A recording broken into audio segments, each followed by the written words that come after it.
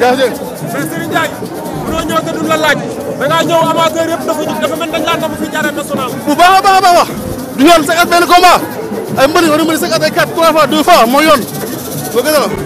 mais tey kan moo tax nga ñëw ci stade bi. Mbéy mi alhamdulilah moo fi tey di ko ñaan ndam ñu lay bak Serigne Touba.